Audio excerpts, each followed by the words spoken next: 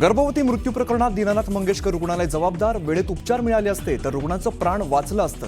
राधाकृष्ण पवार समितीच्या अहवालावरून चाकणकरांची माहिती.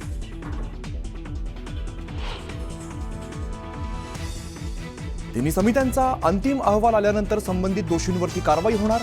दोषींना वाचवणार नाही, कायदेशीर कारवाई होणारच. पत्रकार परिषदेत रुपाली चाकणकरांची माहिती.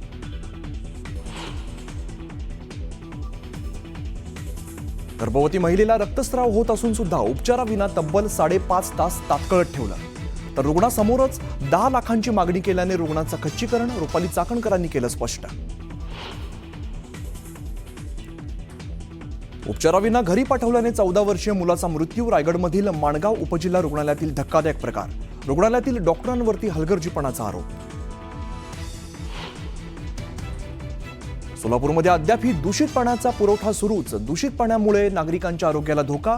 वारंवार तक्रार करून सुद्धा पालिका प्रशासनाचं दुर्लक्ष.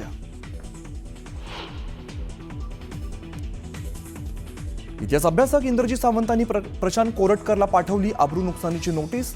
बदनामी प्रकरणी कोल्हापूर पोलीस स्टेशनच्या पत्त्यावरती नोटीस पाठवली. इतिहास अभ्यासक इंद्रजीत सावंतांनी प्रशांत कोरटकरला नोटीस पाठवली.